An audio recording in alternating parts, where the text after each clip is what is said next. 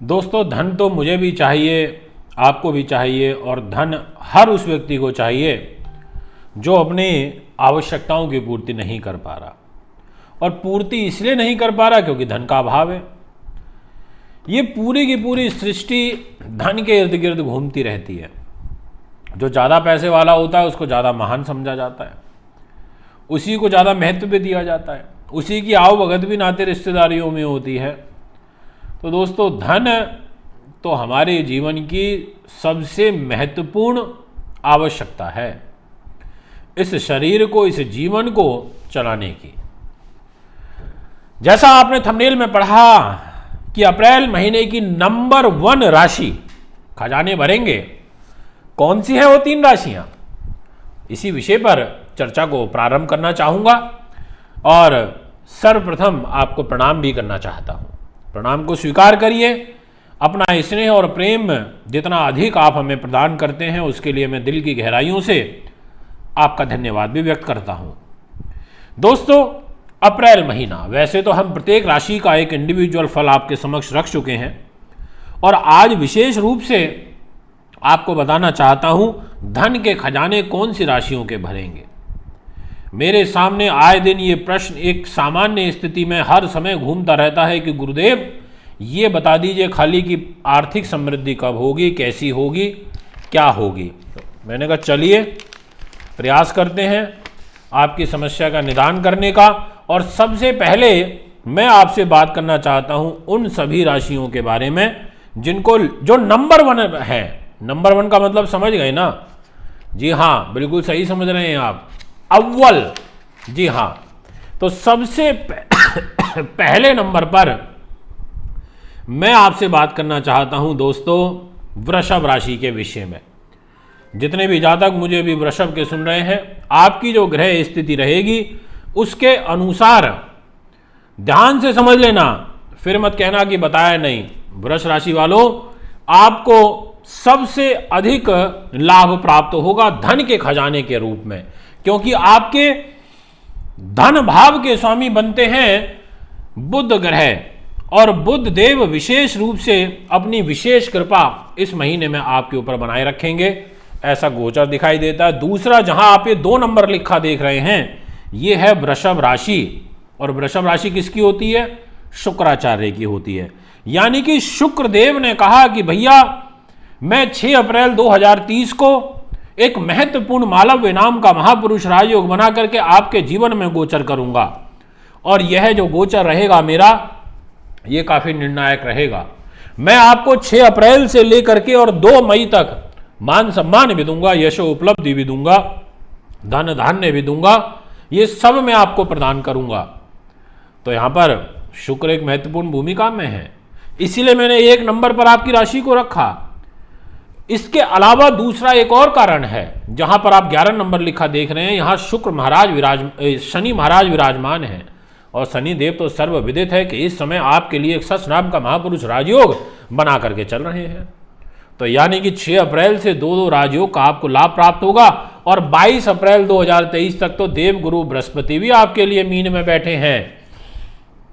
तो मैं क्यों ना कहूं आपको अव्वल, मैं क्यों ना कहूं कि आपके धन की स्थिति अच्छी होगी, मैं क्यों ना कहूं कि आपका मान सम्मान बढ़ेगा, मैं क्यों ना कहूं कि आपकी मनोकामना सिद्धि हेतु आपको आशीर्वाद प्राप्त होगा, मैं क्यों ना कहूं कि आपके इस धन के घर में मंगल ग्रह बैठे हैं, और वह भी मंगल कोई साधारण नहीं बैठे, वृश्चिक राशि के 7वें भाव के स्वामी होकर के बैठे। इसीलिए दोस्तों, पहली और महत्वपूर्ण जो राशि मैं यहां पर काउंट करना चाहता हूं वो है वृषभ। अब मैं आगे विषय को बढ़ाता हूं, और विषय जब बात करी जाएगी दूसरे नंबर की सबसे अच्छी राशि की, धन के खजाने के दृष्टिकोण से, तो मेरे मुखमंडल से एक ही नाम निकलेगा, और वो नाम रहेगा मेष।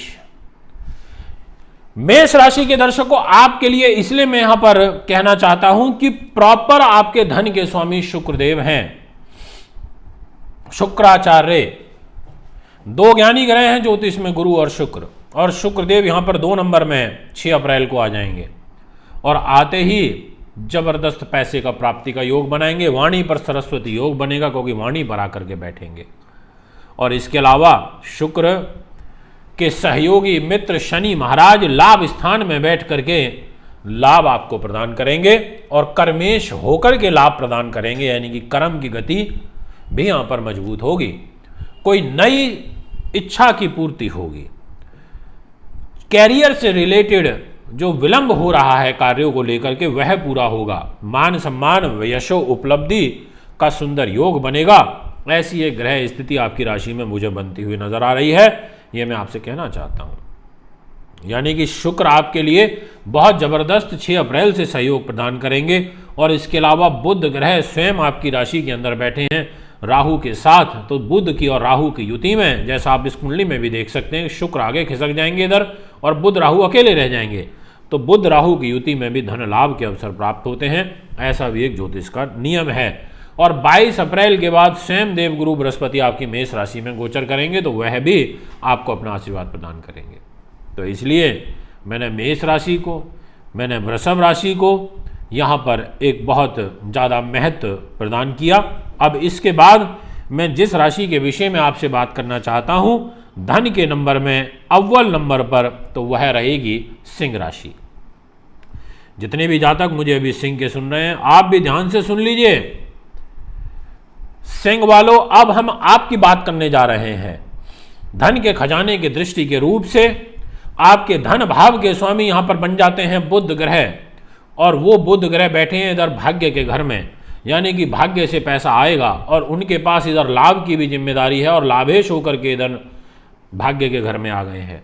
बहुत अच्छी बात है। लाभेश और धनेश यदि भाग्य में बैठता है तो भाग्य के अनुरूप ऐसे जातकों को धन प्राप्ति के योग बनते हैं। इसके अलावा भाग्य स्थान का स्वामी लाभ में बैठा है और लाभ का स्वामी इधर भाग्य के घर में बैठा है, यानी कि बुध और मंगल का एक्सचेंज जो हुआ है, इसके द्वारा भी आपको धन लाभ प्राप्ति के सुअवसर प्राप्त होंगे। कहानी केवल यही नहीं रुकती है, यहां से आगे भी और भी बहुत सारी चीजें हैं जो चर्चा करने योग्य रहेंगी। जैसे आपके कर्म भाव, आपका कार्य सिद्धि का घर, आपकी आजीविका का घर, आपके यश वैभव का घर, सरकार का घर, सरकार में उन्नति का घर, आजीविका के संसाधनों का घर, इस घर को नहीं भूलना चाहिए। ये कर्म है, कर्म से विमुख नहीं हो सकते। इस कर्म भाव के स्वामी शुक्रदेव स्वयं इस कर्म भाव में ही गोचर करेंगे मालव्य नाम का महापुरुष राजयोग बना के दिनांक 6 अप्रैल को, और इस राजयोग के फलीभूत आपके कार्य सिद्ध होंगे। केंद्र में पुनः एक बार राजयोग बनेगा। शनि का शश राजयोग चल रहा है और शुक्र का बन जाएगा यहां पर मालव्य राजयोग। दो राजयोग के द्वारा आपके जबरदस्त सुंदर योग कुंडली अनुसार मुझे यहाँ पर बनते हुए नजर आ रहे हैं। इसलिए मैं निसंकोच भाव से कह सकता हूँ कि आपके कार्य की सिद्धि होगी। दोस्तों, यदि आप भी अपनी कुंडली का विश्लेषण करवाना चाहते हैं, परेशान हैं, पीड़ित हैं किसी भी रूप में, तो दिखा सकते हैं हमें।